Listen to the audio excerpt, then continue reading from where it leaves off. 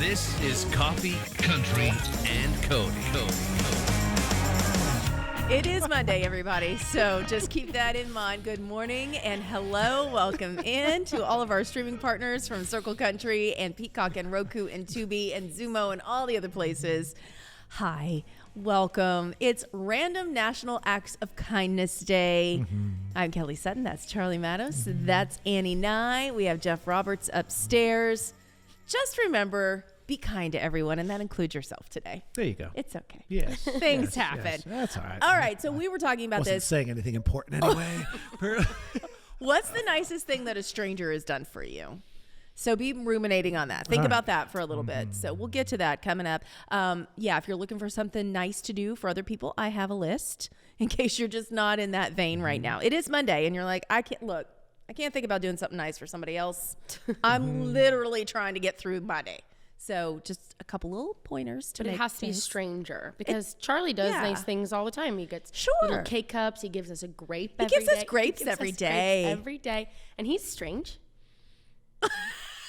Yes. I concur with all of the above. That just took me a second. I was like, he's what? He's strange. Yes. Yeah.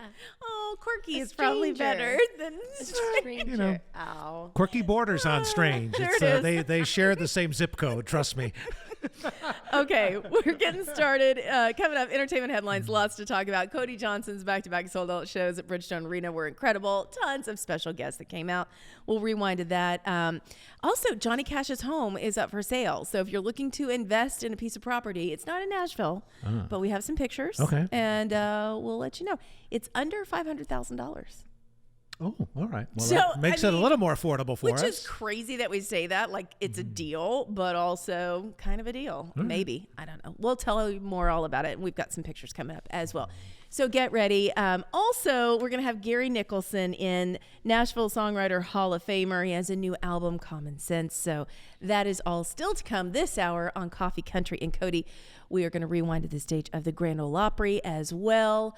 But right now, it's a real fine place to start on this Random National Acts of Kindness Monday. Good morning, everyone. February 17th. It's also President's Day, by the way. So maybe don't go to the post office. Just saying.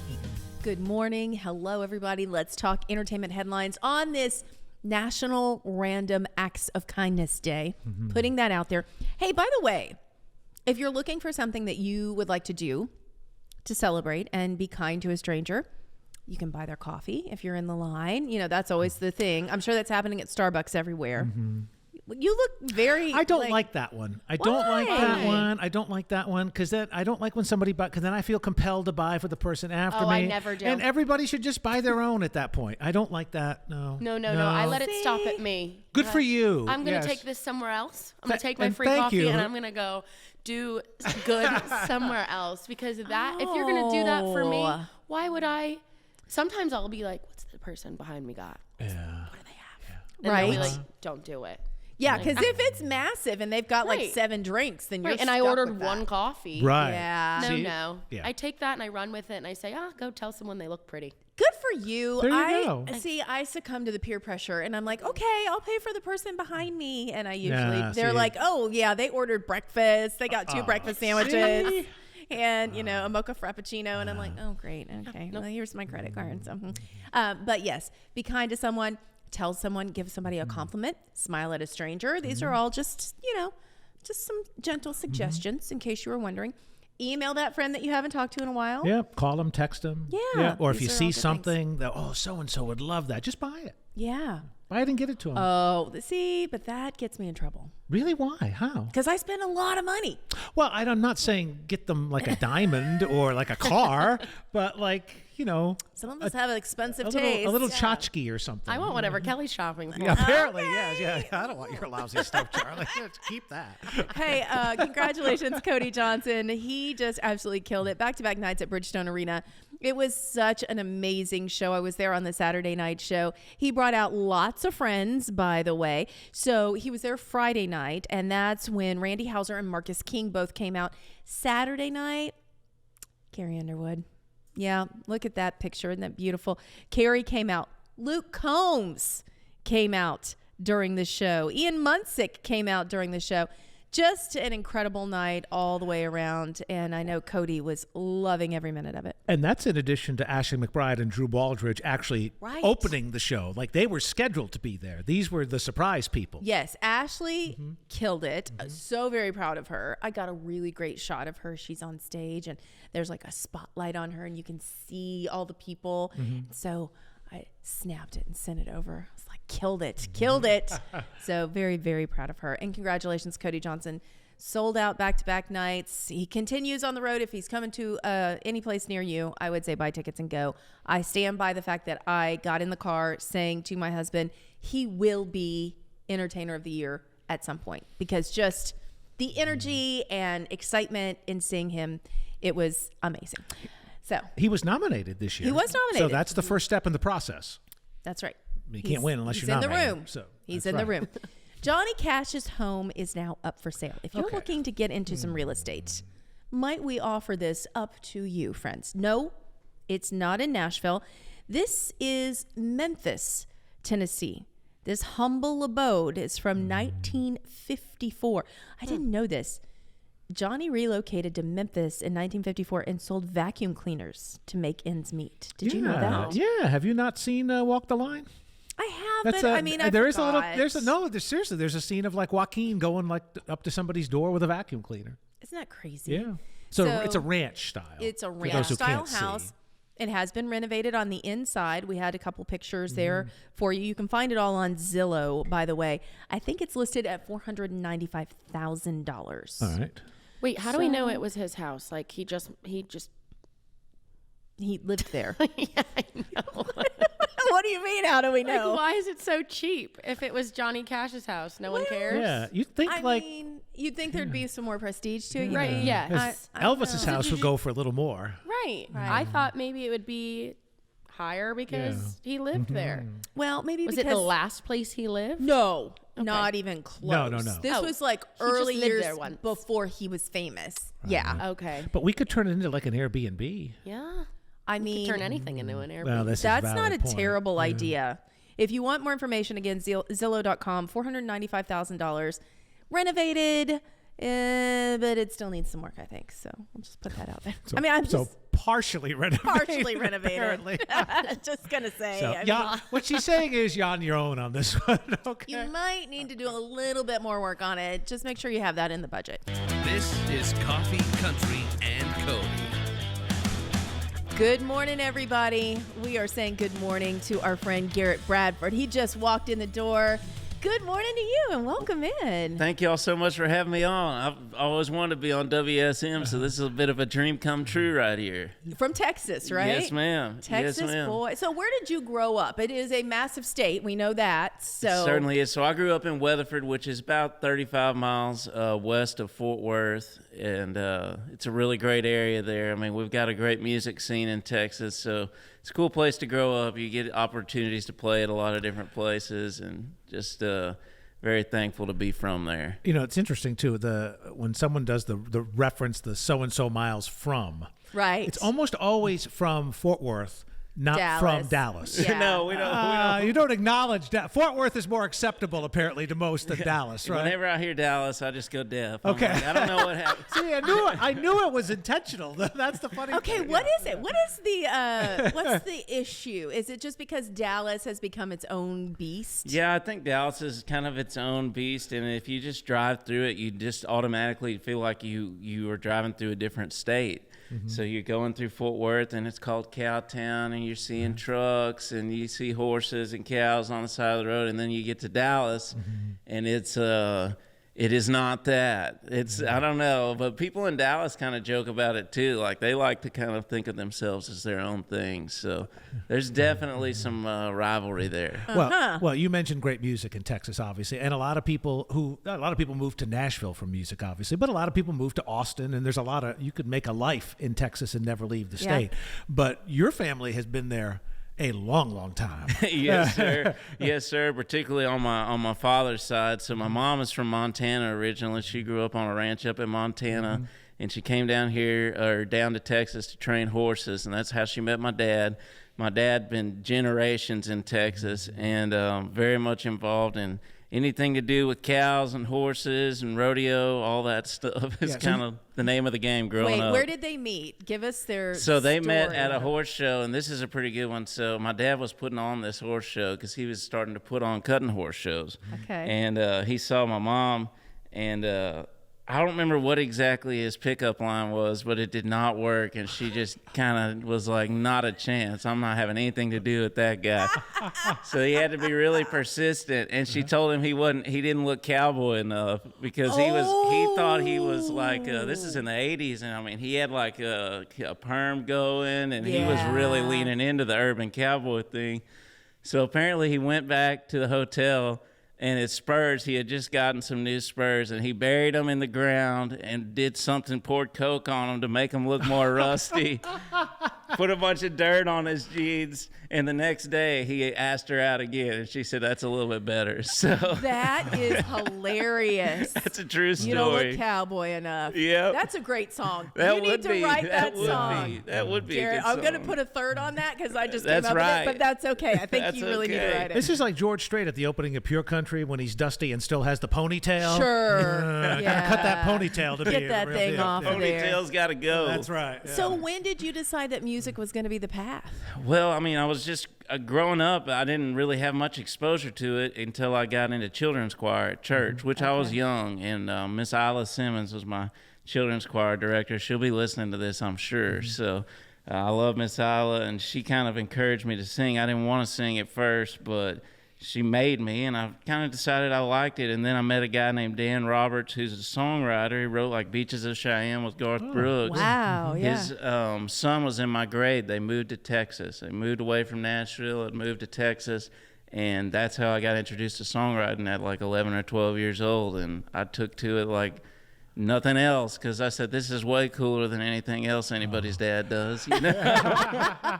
So did he kind of mentor you? Oh, definitely. Yeah. Oh, that's so great. I attribute a lot of, he didn't just tell me it was good. He would always, sometimes I'd play him a song and he'd say, yeah, that's good. But he'd say, I think you can do better. Mm-hmm. He would always. Oh, I like that. He's still like that. Oh, yeah. I'm like, come on. But that's Dan. what you need, It right? is. Yeah. It is. I man. love Dan. He's just he's almost like a second father figure to me too, because he's a cowboy and just as cool as they come. And we love to go hunting and fishing together and all that. So I spend a lot of time with him. The beauty of your background too is because certainly the music business can be tough. I mean, there are long days. You're on the road for a lot. You don't get home for a lot, but you know what real work is like too. Yes, so standing in front of a few thousand people playing songs, even if Right. you're tired, is easier than ranching. I gotta Right. guess, right? So it's all perspective, right? It usually is. I don't know. It's funny because especially since with this album coming out, like I've been doing more things on the computer, more computer work than I've ever done in my life.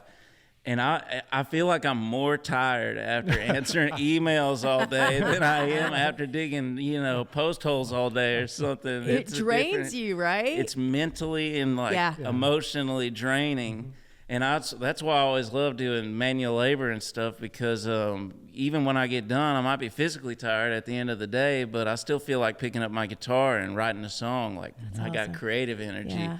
But when I've been on the computer all day, I'm done. Well, we're going to play one of the songs. You mentioned that the album's coming out, so we need to dive into that coming up. We're also going to talk more about Yellowstone, but right now we're going to play Bad Girl Good. This is off of the new album. Give us the backstory before we play it. All right, so we wanted to, we thought, listening to the radio, me and the two guys that I wrote it with, Greg Jr. and Sr., Greg Manuel Jr. and Sr., they're father and son, if you wouldn't have guessed. But we thought all of the songs are about guys doing wrong, usually when you hear it on the radio. And we wanted to, write a song about what happens when a girl does wrong and when you're dealing with a bad girl. So we thought we'd give it a shot. Not that I have any experience treating a bad girl good, but you can judge after hearing the song. Oh, I do. Look at this crew over here. Yeah. That's good stuff. Equal opportunity this morning. Garrett Bradford is our guest. He's here with us, and we're playing it right now. It's Bad Girl Good, and you are hearing it on WSM. More coffee, country, and Cody is on WSM. And we are continuing our chat with Garrett Bradford. We haven't talked about Yellowstone yet, so we need to dive into this. You're in Texas, and then your song gets picked up by arguably, at the time, the biggest show on television. How did that happen, Garrett? It was, yes, the biggest show on TV. So I'll tell you exactly how that happened. So I'm from Weatherford, Texas, and around 2020, a guy named Taylor Sheridan bought some property in Weatherford, Texas, and I got hired to go do some work on his ranch. So that's how I first met Taylor, and he had just moved to Texas. So, I mean, they didn't know a ton of people yet. Mm-hmm. Now he knows everybody. But, you know, they had just moved there, him and his wife, Nicole, and son Gus. And he invited me up to the house for dinner after I'd finished working that day, and we struck up kind of a friendship. And eventually he figured out that I played music, but I didn't have any music released at that point. I was, you know, music to me was a passion and a hobby that I got paid to do. You know, I didn't view myself as being a country singer necessarily.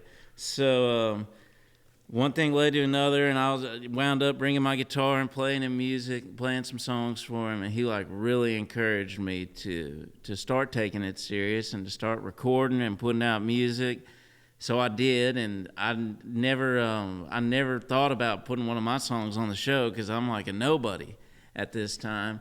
And one day we're sitting on his porch, and he said, "Garrett, you know, sometimes when people know I got the #1 show in the country and they're songwriters, they'll ask if they can write a song for the show." And I didn't want to ask him for anything ever, so I just said, "I bet they do, Mr. Taylor. That's interesting." And he's like, "I'm asking you. I got an idea about a song and the Western way of life and how it seems like it's dying, but it's still alive and well." And that confused me for a second. I started thinking, dead, alive? But he said, if you can write it, he told me he'd given it to 2 other artists, and he named them, and I won't, but they were like people that I really knew about and heard of. Yeah. He said, and he's really critical, so he said, everything they sent me was just, it was no good, but I want to hear what you can come up with. So I sent him that song. I ended up sending him 2 weeks later on a Tuesday. He called me on Wednesday and said they were going to use the acoustic demo on the show on Sunday. What? It happened that fast? It happened that fast. It went from, you know, me not having anything going to the song being on Yellowstone in like 4 days. And then it becomes the most Shazammed song. Yeah. I was going to say, what was Monday like? It was insane. So I remember the funniest thing was I got a call from, I can't remember if it was iTunes or Billboard, but me and my buddies prank call each other all the time. So they were like, we were wondering if you had a version of that song that don't say no cuss words. And I was like, this has got to be one of my buddies, right? You know, pranking me. So I was like, heck no. I was like, and I hung up, and the lady called back. I remember her name was like Maria or something, and she asked me this, and I was like, "Oh, you're serious?" And she said, "Yeah, I'm serious." So that was like cool. It was in the top 40 charts for a few days, and I couldn't believe it. I mean, I was right in the middle of doing a big tree job. I had a bunch of equipment rented. I had 5 guys working for me that whole next week. So I'm like, guys, and cutting then they played trees, my clearing song. trees. What were you doing? Clearing them? Yes, ma'am. Okay. That's what I got hired to do for Taylor originally. Oh my gosh. Doing land clearing, and it was just insane, and I was not ready at all. You know, I remember I didn't even check my email hardly back then, and a couple weeks later I checked my email and I had like 400 emails from just random songwriters and people like that. Oh, Garrett, that's so cool. It was really cool. It's life-changing. It did. It just changed my life, and it gave me like so much more confidence because I don't know if I had enough confidence to really put myself out there and do all this kind of stuff until I met Taylor, and he like took a chance on me, and that's awesome. It's been a really neat deal. I'll always be grateful to him for that. Now you've got your first album coming out. That's right. I'm excited about that first full album coming out, Honkiest to Tonkers, and it's a 2-part album.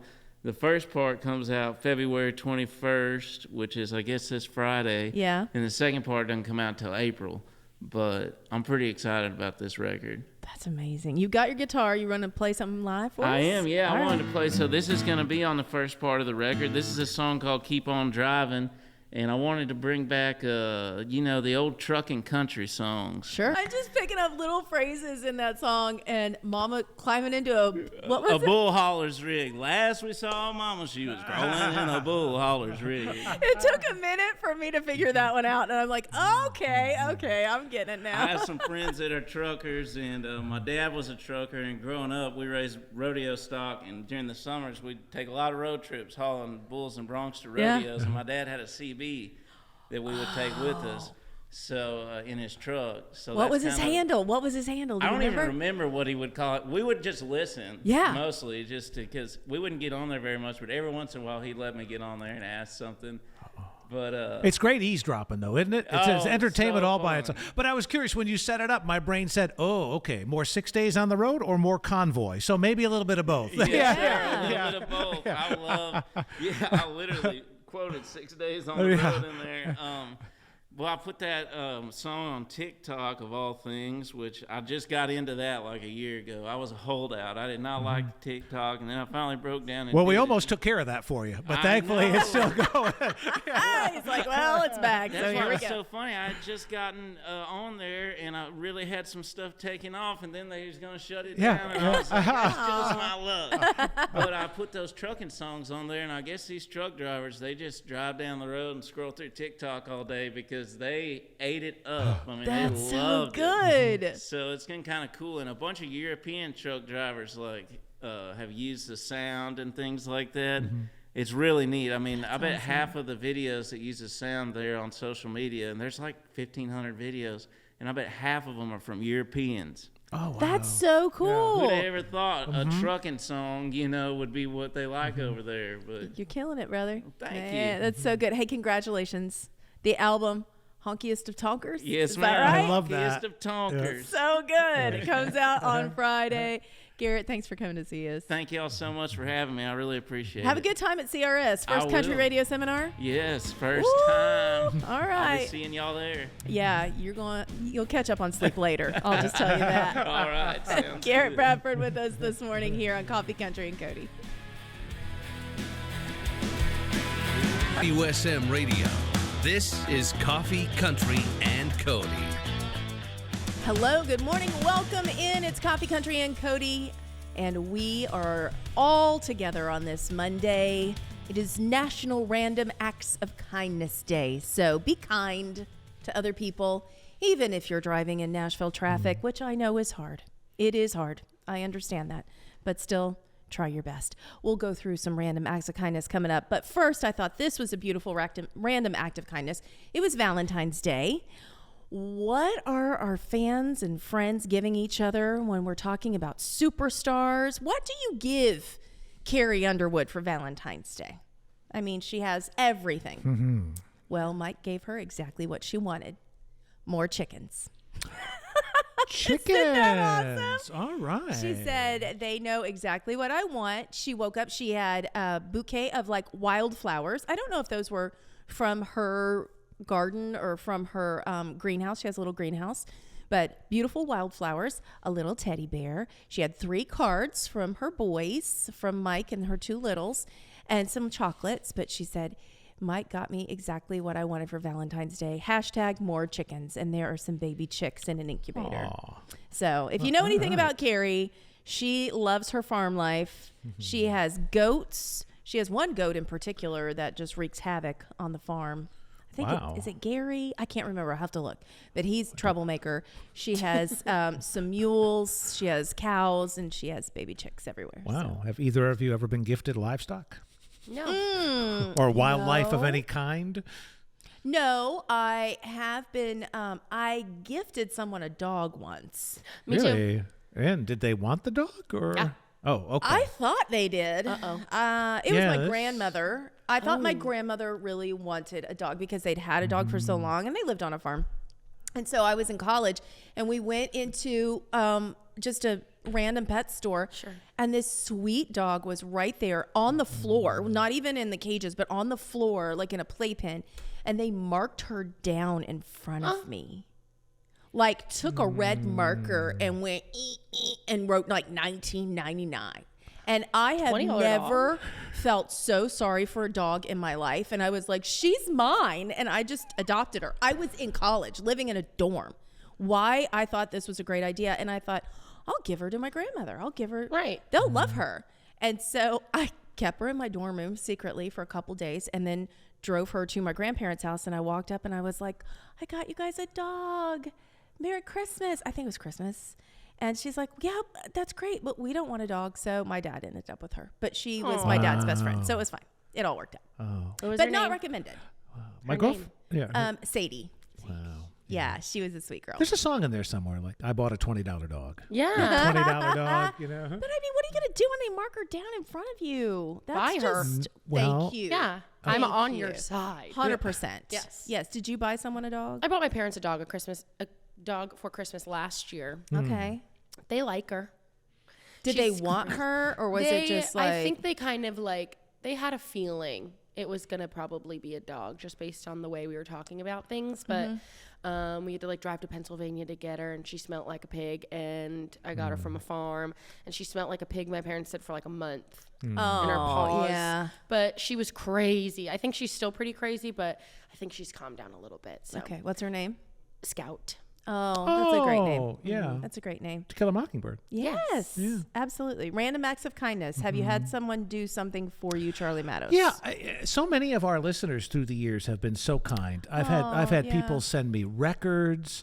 Our buddy who's gotten to be a friend of ours, Daddy Frank in Arkansas, has been remarkably kind. We love you, Daddy Frank. Yeah, kinder to our GM Eric Markham than us, but still, very kind nonetheless. But there's just so many. I don't want to leave anybody out, but just most recently, this is the one that most recently comes to mind. Our buddy Doug Hurt, who listens all the time in Michigan. So he and his family have had this. It's Hurt and Company. It's cheeses and specialty foods since like the 1870s in Detroit. I want to say, yeah, it's like truly historic. And every year, right before Christmas, I get 1887. I get a shipment of cheese. But not just like, your everyday cheese. These are cheeses I've never heard of. Oh, that's that so are just fun. And it's so good exploring to see what they pair well with. They all pair well with bourbon, by the way. But as does most things in life. But so a shout out to, I hope he's listening this morning. Shout out to Doug. Yeah. Oh, that's very cool. Yeah. What about you? Any random acts? I mean, I'm sure we talked about the Starbucks, paying for people in front of you, paying for your Starbucks and all of that. I love little things like that. I love a little compliment on the side of the street, Yeah, somebody says something, or like, your hair looks good, or I like those boots, or your nails look nice. I like things like that. I'm like, thanks. I'll also always name, like, if someone's like, I really like your shirt, I'm like, thanks, Target. Thanks, Amazon. Why do we feel like we have to tell everybody where we got it? I want you to know that I'm not a gatekeeper. I'm a girl's girl. I'm a girl's girl. I'm going to tell you where I got it, and I'm for sure going to tell you if it was on sale. Absolutely. My mom gets like, she's like, why would you tell someone that was $12? Because I feel like I need to. That's a steal. I need to express to you my gratitude for you acknowledging my apparel, of which I only spent 12 of my US dollars on. Correct. Yes, correct. Yeah. And those are, that all around is good things. Yeah, you've described all of my apparel, but and I do not get compliments. But, to each his own. That's right. That's right. Well, hey, we've got a new duet that's coming from Lainey Wilson. This is great because it's outside of our genre. So we love it when we get it mixed up a little bit with some pop or, folk. And this is one that she has done with an artist named Miles Smith. So Miles is more of a folk pop musician, I would say. Yeah, an insanely catchy song. And what is it about Lainey that in duets, her voice fits every song, every genre? There's not a duet that she hasn't done that hasn't been fantastic. It really does. And I don't think she's changing her voice. I think it just fits. So, this is one you're dancing to. We're all in here dancing to it. These are good bouncy chairs. In the studio. Easy there, Jackson. So make sure that you look for it because it is coming out. Miles Smith and Lainey Wilson. Congrats. Lainey just scored her 4th #1 for 4x4 by You. It's another earworm song. Like once you hear it, you're humming it all day long. And the one before it too. That's so good. Hang Tight Honey. That's another one. It's like, woo!